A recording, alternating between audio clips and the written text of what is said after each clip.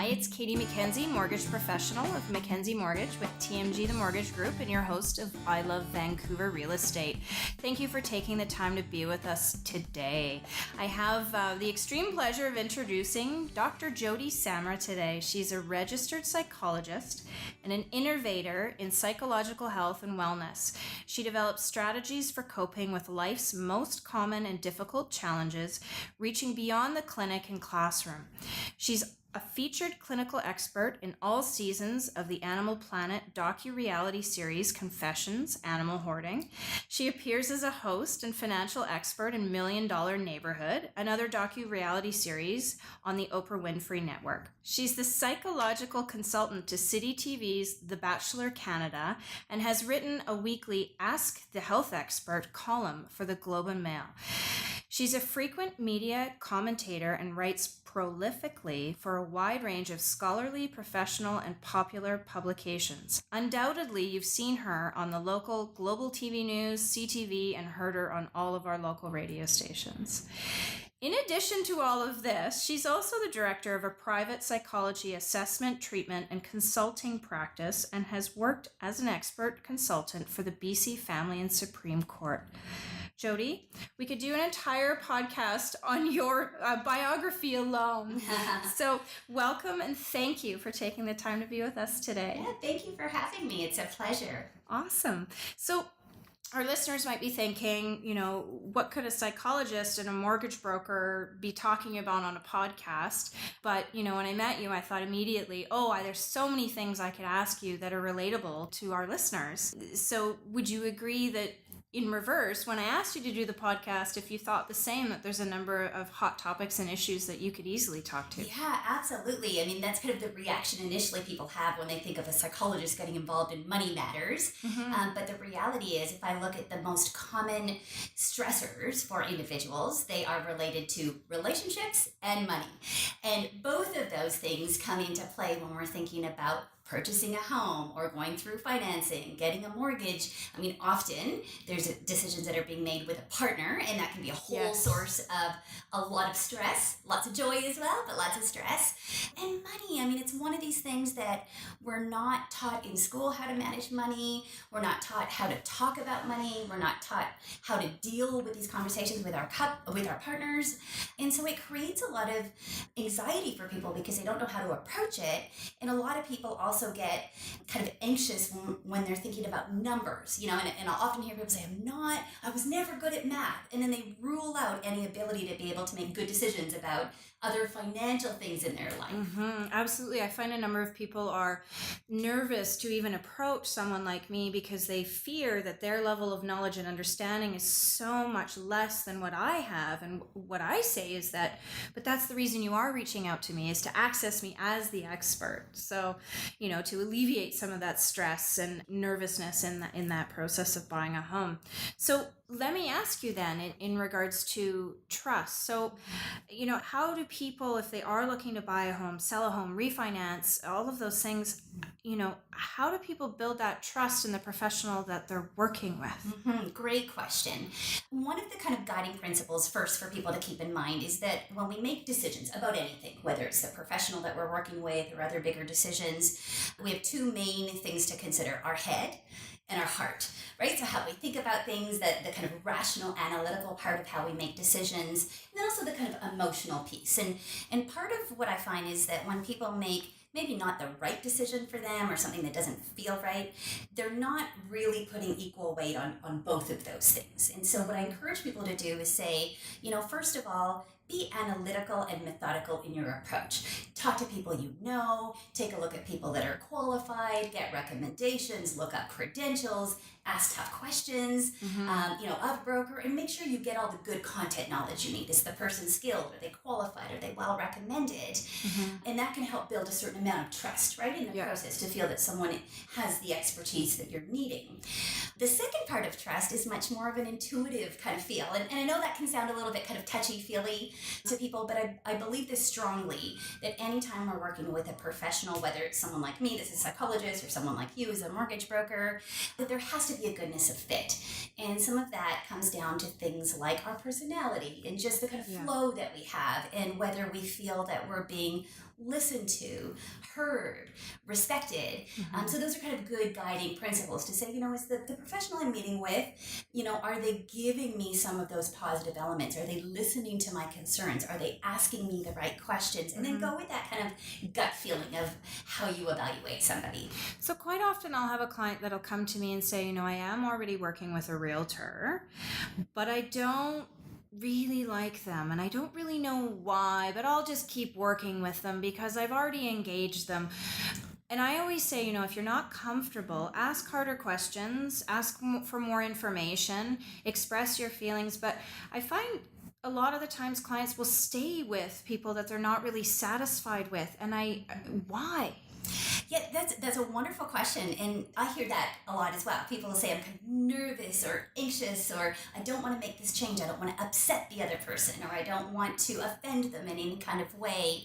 And it's really, it's kind of interesting, and I think some of it is the demand expectations that are put on, right? So I think some of us hold on to beliefs that when we find someone, a lawyer, an accountant, a mortgage broker, a realtor, that those are lifelong relationships. And I think many of us probably say that it would be ideal to kind of build that type of relationship. So if that's kind of your value, right, a guiding value on how you make decisions, and then you end up with a professional that maybe isn't giving you all of what you need, or you have that gut feeling that something's a little bit off, or you're dissatisfied, it can be hard to reconcile those two, right? So people say, well, here's what I value is a long-term relationship, but now I have to make this decision, which is going to require me to, one, be assertive, which is hard to do, and two, often give negative feedback to other people, which is also really hard to do, right? Generally, as human beings, we thrive off social connections. We want to make people happy. We don't want to, kind of disrupt things. We don't want to offend people. So the process of giving negative feedback and saying, hey, hold on here,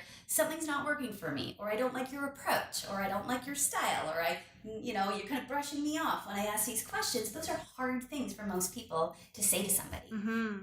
Yeah, I always say, bring forward your concerns, but in a positive way, and just say, I'm feeling like I'm not being heard, or that, you're not responding in a manner that suits my needs. How can we change it?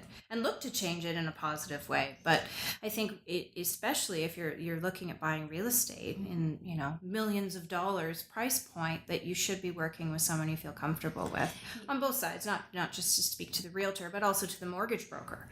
Yes, and some of that I think comes down also, Katie, to self-awareness. So having an awareness of what you need. So someone, let's say, that is less informed may say, oh, I need someone who's very patient with me. I need someone who's good at explaining. I need someone who can break things down in an understandable way. So that may be a certain set of skills and attributes that you need from a provider that may be very different from someone who says, oh, I'm very well versed. I feel very comfortable and confident with numbers, and I just need someone who is fast, or I need someone who's proactive, or someone who's well connected with other people.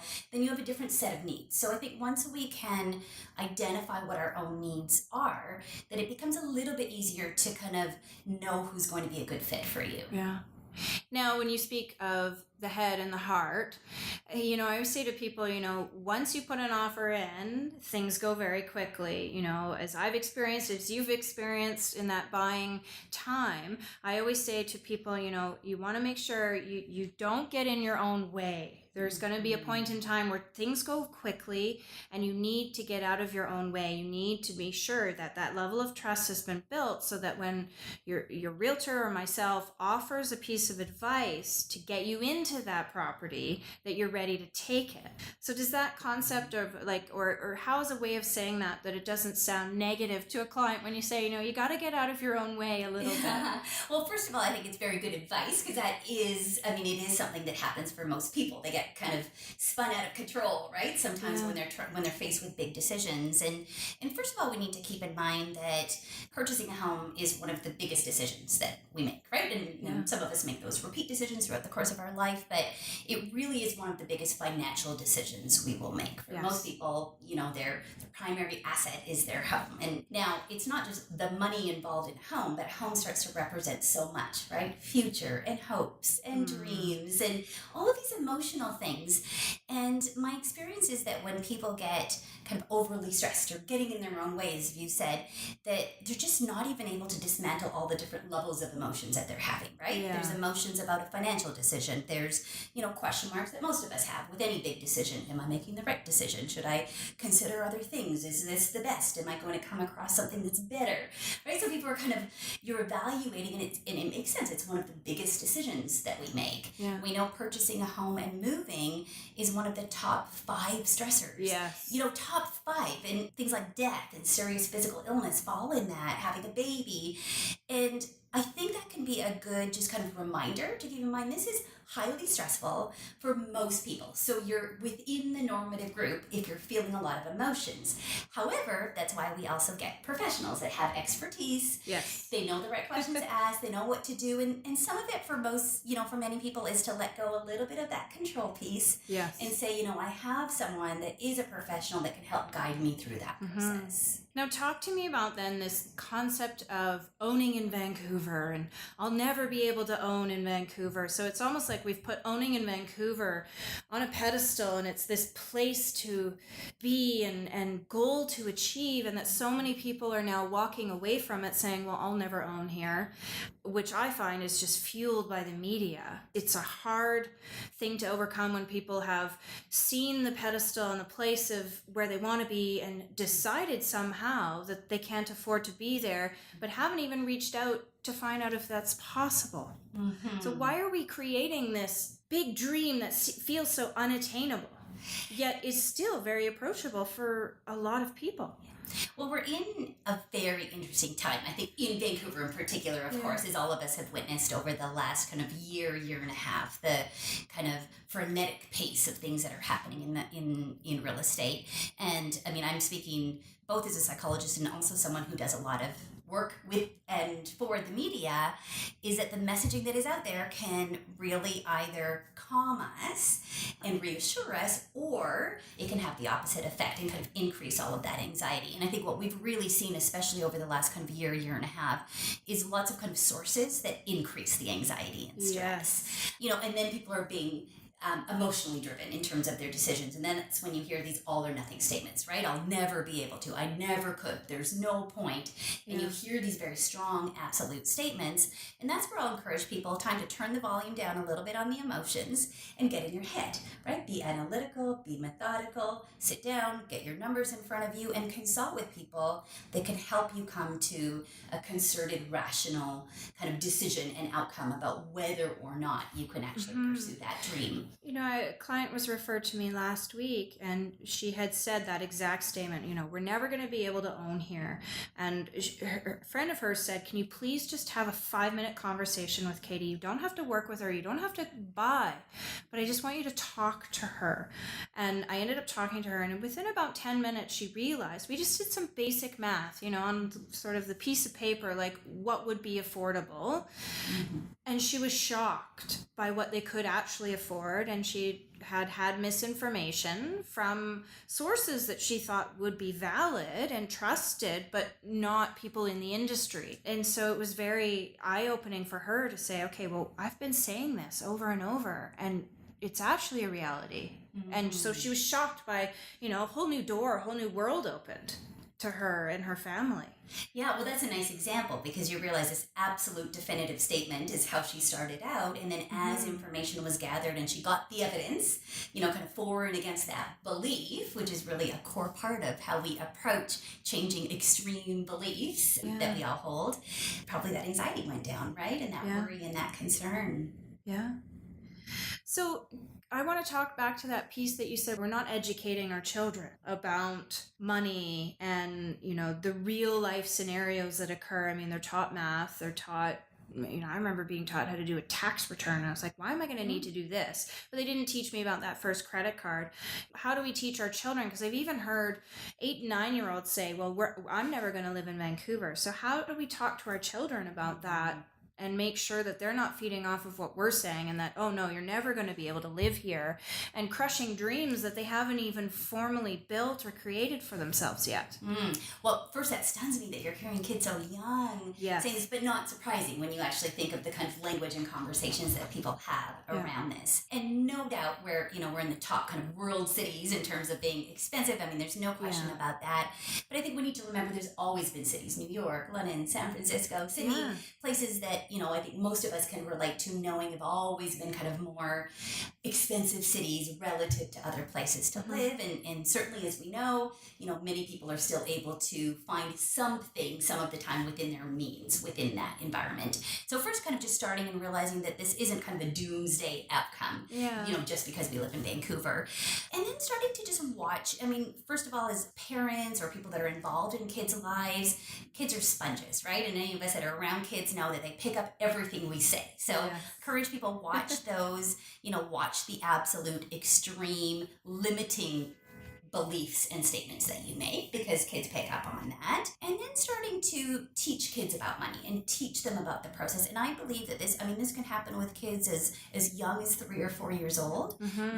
We can have age appropriate ways to talk about money, describe to them what we need to do to get that money. We can start to teach them systems of saving and realizing if they save a certain amount, there's an outcome that they can have to purchase something. And I think all of those kinds of small behaviors, as small and irrelevant as they may seem, can really set the stage for kids developing a good relationship with money.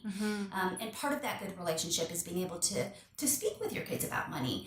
And I'll often hear parents, for example, say, well, I don't want to create stress for my kids. I don't want to let them know about our money worries, or I don't need to tell them. And I'll say, certainly our role is not to kind of, amplify worry for kids in any kind of unnecessary way. But it's also okay to talk about the reality of some of the challenges that come with money, because then we're modeling that we can have healthy conversations about that.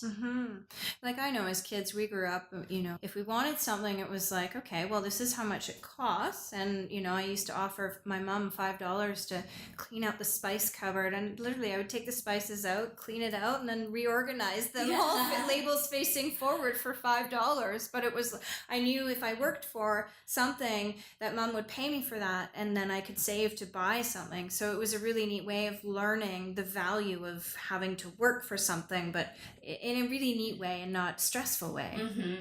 So, what about clients that are moving in together for the first time? Because I experienced this, couples that have been together for a long time, married, not married, have never lived together. You have this change from common law into family law, cohabitation agreements, and it even enters the subject of co-ownership, where you might have friends buying together because Vancouver is expensive. So to get into, a more comfortable space, you might have 2 friends buying, and then needing, how do we do that? How do we work together? So speak to then maybe just the ideas around the stress of moving in together, living together, and how that impacts, that buying experience. Yeah, a lot of layers there when we think about kind of combining our life with someone in a way that, being tied to them and with them through a large financial asset. And my best advice there is to talk till you're sick of talking. Yeah, and being a little bit tongue-in-cheek there, but all too often people don't have the difficult conversations that they need to be having. So, let's talk about a couple first of all that's changing, the level of seriousness in their relationship by purchasing something together. I mean, separate from the financial decision, there's a relationship discussion to be had, right? Are we ready for this? What does that look like? What are our expectations? Are we actually in a good place to get to that point? Yes or no? So there's that whole host of questions, and there are things that are easy to avoid because it's often the not very fun stuff that we have to look at and consider when we're facing those relationship questions. There's also then financial discussions, and this is an extremely difficult area for most couples that I see. I mean, I see couples that have been together 20, 30, 40 years, They may share 1, 2, 3, 4 kids, and they can't effectively talk about money. It really is amazing. And so I'll say you have to have those discussions. And all too often I hear stories like, we never talked about what the costs were going to be. We never talked about what each of us had. We never talked about what our expenses were. We never talked about what the arrangement would be. And then you get into this situation, you've got a property, you've got a mortgage that's starting, and no one's actually figured out how to approach that. So there, again, talk.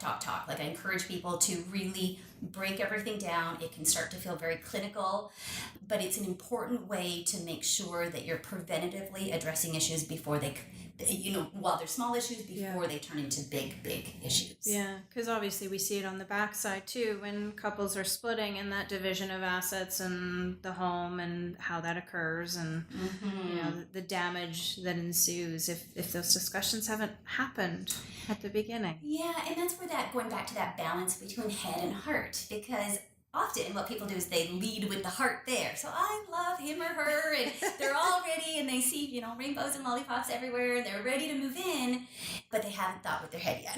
Yeah. So just balance, that's all. It's as the Buddha says, the middle path is the best path, so just make sure you consider both. And the idea isn't that you take out the fun of it. It's not, because this could be a very exciting time, right? Yes. We haven't really talked about that, but lots of positive things. It can reflect important transitions in people's lives to get to the point that they can purchase a property, to get to the point in a relationship where you're doing that together, to think about dreams like having a child or starting a home-based business. I mean, these are the things that people get excited about and hopeful about.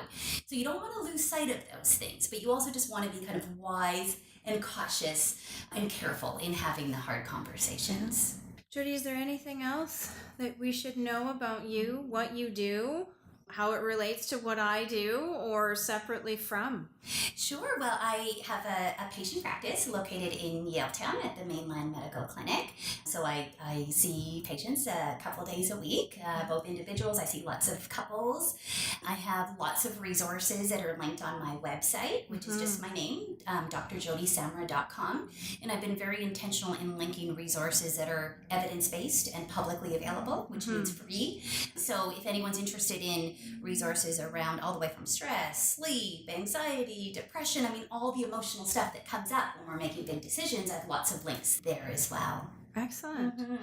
And I just encourage people, when it's normal to feel stressed during this process, and there's also lots of supports out there. So if you get to the point that you feel paralyzed or, kind of really low in confidence about your ability to make certain decisions, just reach out to people, meet with professionals, see that there's a good fit, ask all the questions you need to, and more information usually helps squash some of that stress and anxiety. And I guess reaching out to those people that you trust. So, having those key relationships in play and reaching out, as you say.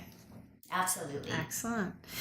So I want to thank you for taking the time to be with us today, and do encourage any of our listeners that, if any of the topics that we've touched on today hit home for you, please do reach out to Joti or myself, and we hope that you have enjoyed the podcast today. Please do subscribe to us on iTunes, leave us a review. With a subscription to iTunes, you'll get notifications of our next episodes, and let us know if there's anything else that you'd like to hear in upcoming episodes. So Joti, again, thank you for taking the time to be with us today. Yeah, thank you so much. I'm Katy Mackenzie, mortgage professional with Mackenzie Mortgage at TMG the Mortgage Group, and your host of I Love Vancouver Real Estate.